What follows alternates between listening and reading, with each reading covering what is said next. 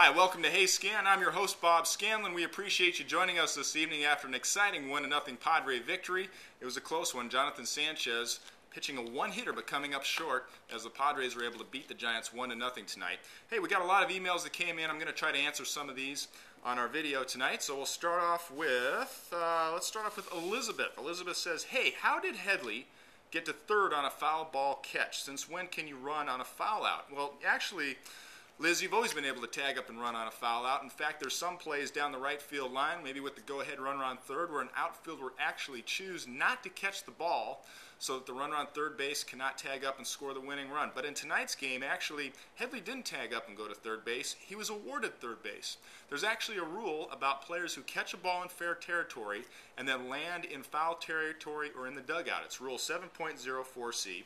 And the rule basically goes like this. After having made a legal catch, should a player fall into a stand or among the spectators or into the dugout or any other out-of-play area while in possession of the ball after making a legal catch, or fall while in the dugout after making a legal catch, the ball is dead and each runner shall advance one base without liability to be put out. That's Rule 7.04C, and that's exactly what happened tonight.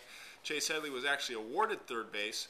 He didn't have to tag up. As soon as that first baseman landed into foul territory, Chase Headley automatically was able to go to the third. I hope that answers your question, Liz. We'll go on to Anthony. Hey, Scan, do you think Matt Latos will be a big factor later in the season?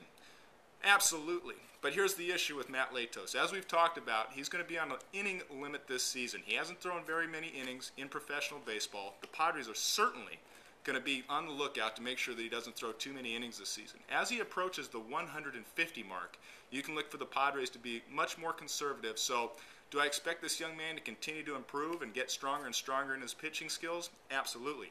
But there's also the chance that as this season goes on, his first full season in the major leagues, that you'll see his performance possibly tail off a little bit, mostly because of fatigue. He's never physically or mentally pitched an entire major league season before. So don't be surprised if his skills might be improving, but you see him physically start to poop out a little bit towards the end of the season. If that's the case, the Padres may shut him down. Hopefully, they don't run into an issue where they have to shut him down too soon, but clearly this young man's off to a great start, and they're hoping that he's going to be a part of this ball club for the entire season.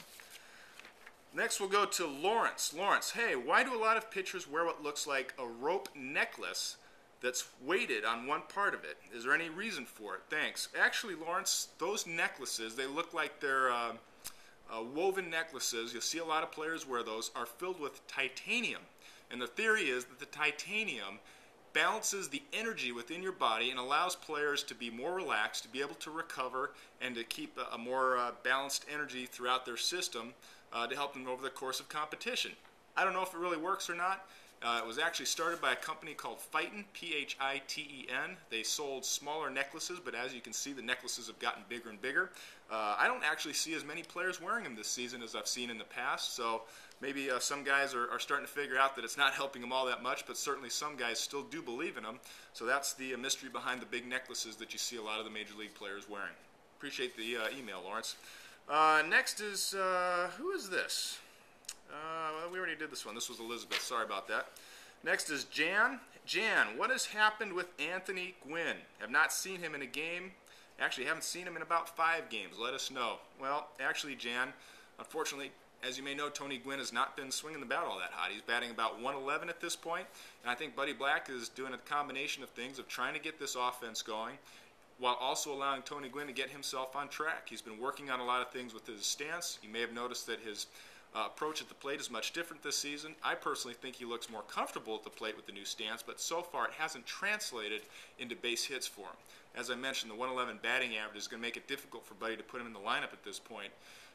So at this stage, Tony's just going to have to keep working, wait for his opportunity to get back in there, and when he does, make the most of it. And finally, we have Scott. Scott says, hey, being a Padre fan, I hate seeing the player of the game be someone of the opposite team, especially tonight with Sanchez. Sure, he pitched well, but you know what? This is Padres TV. Where was Eckstein or Hairston? My friends and I have complained about the player of the game segment often. Total downer. You know, Scott, I'm sorry that you've been disappointed with some of our selections, but actually, it's not called Padre Player of the Game, it's called Player of the Game. And having some journalistic integrity, we feel that it's important to pay respect to anybody that's played well in this ballgame, whether it's a Padre player or an opposing player. Our first obligation is to try to stand up for what's right with baseball. Certainly we're hoping for the Padres to win, and we put a Padre emphasis on our program, and I think that that's appropriate. But first and foremost, we have to have some honesty and integrity in how we're presenting the game of baseball to our baseball fans. Hope you keep watching, Scott, and hopefully we'll have more Padres up on the player of the game for you. Thanks so much for watching this edition of HeyScan. Keep those emails coming. I'll look forward to seeing you tomorrow night. Good night, everybody.